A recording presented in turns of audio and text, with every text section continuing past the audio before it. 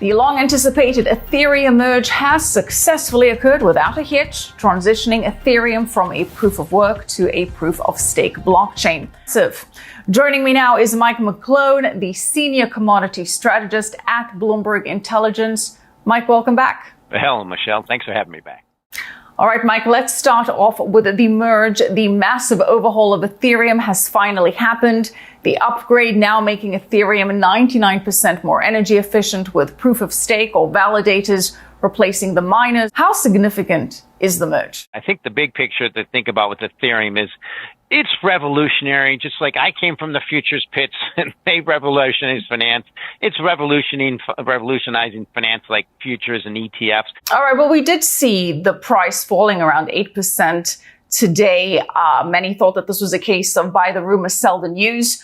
Is that what you think happened here? The good news priced in, or do you make it more of a lot of anticipation ahead of the Fed meeting next week? Well, there you go. Definitely a lot of the good news priced in for the short term, but it's within a significant macroeconomic, broad-based bear market for all risk assets. I mean, even housing markets turning over. Even bonds are down. It's that macro, and it actually might be one of the biggest bear markets in most of our lifetimes. And I'm almost 60 years old.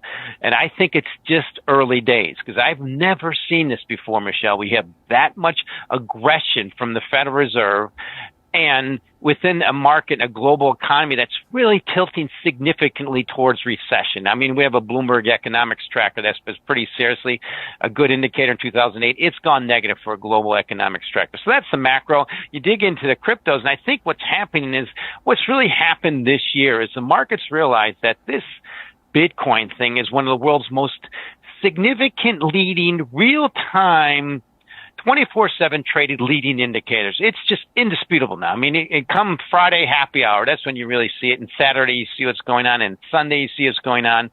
And it's signaling risk off in one of the most significant risk off markets I've ever seen. I think we're going to see more of that, but I think it's going to come out ahead. Bitcoin particularly, because I think Bitcoin's going to be trade more like U.S. long bonds and gold, which had a problem today, which is indicative of the problem. And Ethereum is so revolutionary because one thing that's most notable, I like to point about Ethereum, it's making the most significant thing happen that I just find revolutionary, and that is the tokenization of assets. Most notably, the most widely traded crypto on the planet, our tokens, are dollars.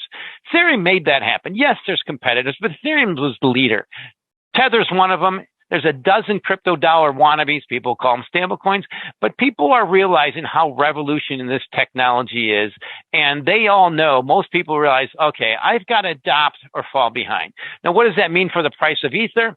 Okay, might go back to 1,000, might even get a bit lower. And I think in the next 5-10 years, it's going to go much higher. But right now, the key thing for all cryptos is they're about $1 trillion space. The global equity market's $100 trillion. It's already lost 20. It's probably going to lose another 20. And I don't see what stops that right now. That's the problem. Is this Fed sledgehammer is revolutionary.